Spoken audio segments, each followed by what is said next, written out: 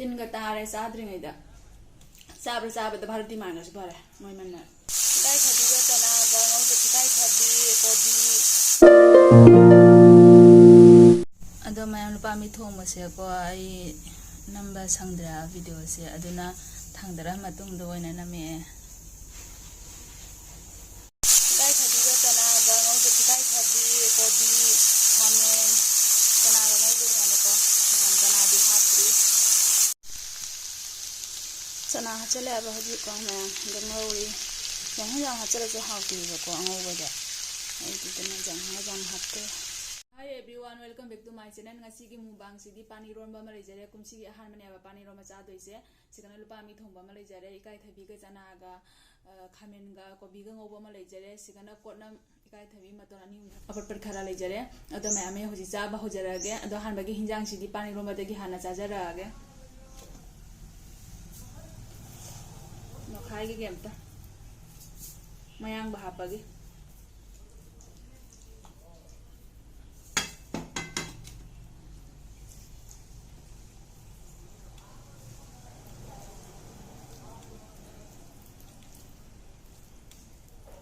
ꯇꯤꯟꯒ ꯇꯥꯔꯦ ꯆꯥꯗ꯭ꯔꯤꯉꯩꯗ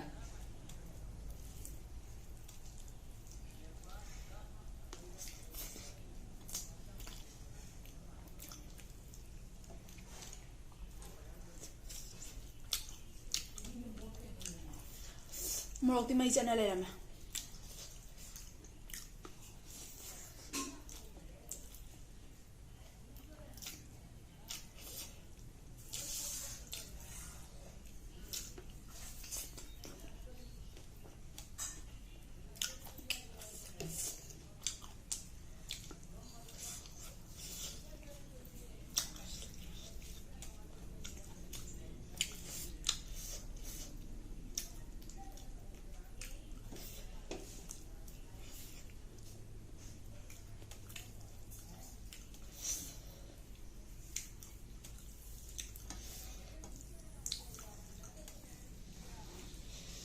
ꯆꯥꯛꯈꯨꯝꯁꯦ ꯆꯥꯎꯅꯗꯤ ꯄꯤꯛꯆꯔꯤꯅꯦꯕ ꯑꯗꯣ ꯑꯗꯨꯝ ꯇꯥꯊꯔꯛꯏ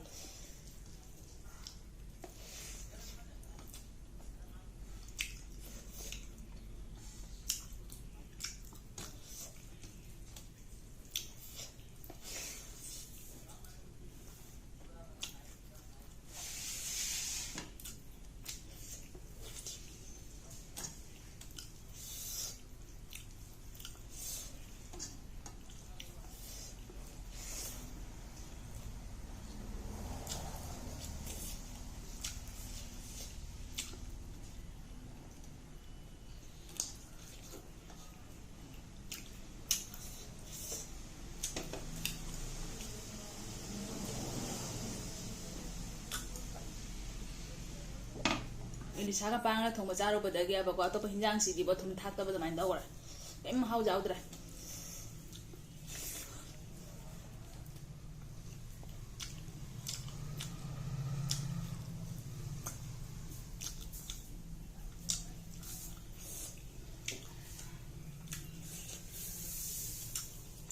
ꯂꯤꯁꯥꯒꯤ ꯄꯋꯥꯔꯁꯦ ꯀꯟꯗ꯭ꯔꯥ ꯃꯌꯥꯝ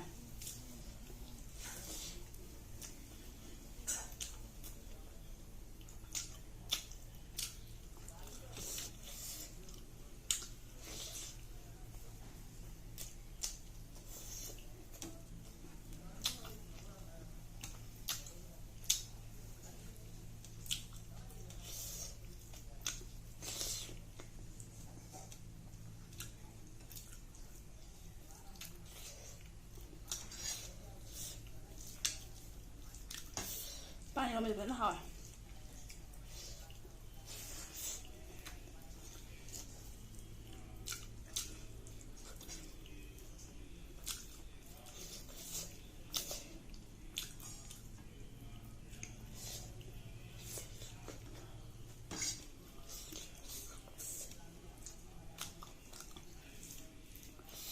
ꯐꯖꯅ ꯍꯥꯎꯔꯦ ꯃꯌꯥꯝ ꯄꯥꯅꯤꯔꯣꯝꯕꯁꯦ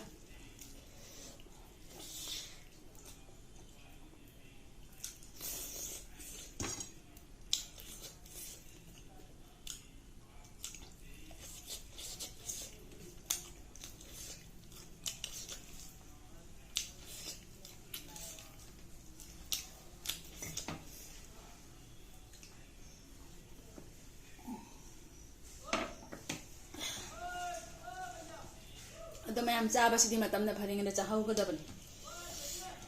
हक्सांगना कलिङैदा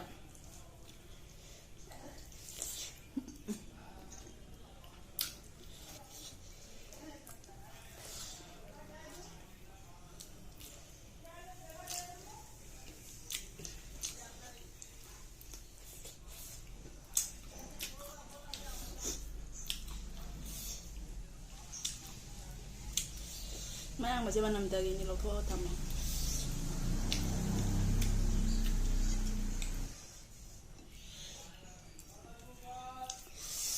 ada mayam sabar da bharati mana se bare moi manna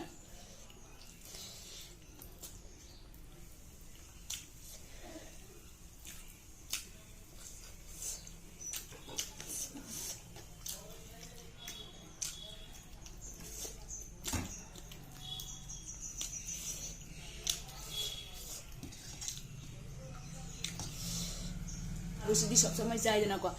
aduna pan matam sidi pan khajam sa hogadani pan di matam natana phangdabani na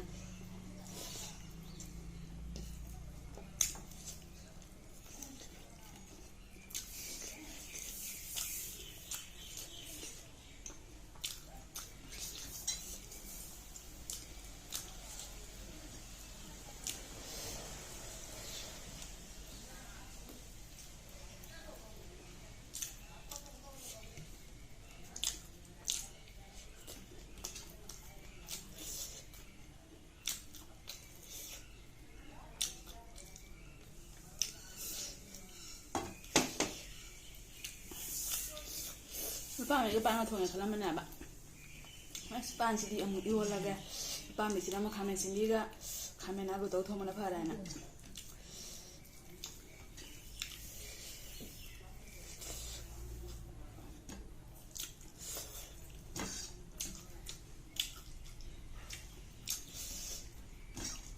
wala ngai pula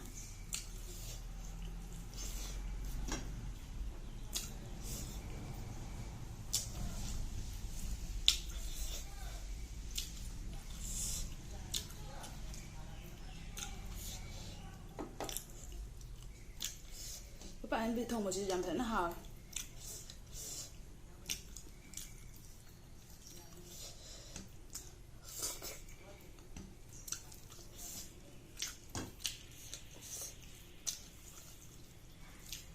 dum chamala su lupa mami si dum chani ngak tawa dum jawe ba ko adu ra ga su asina tana ka nga ma sa thong ngai hai di nga ma sa thong mo do sina ji hawe ba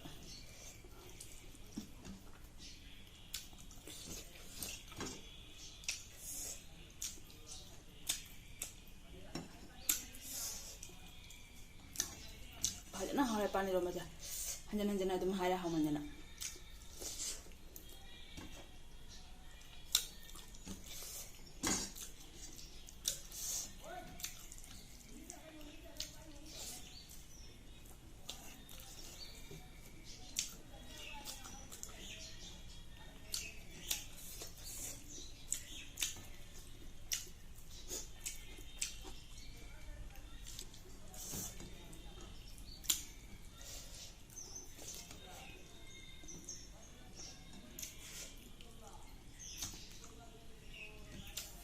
wa ngang mada ika thabi ma ton le yaura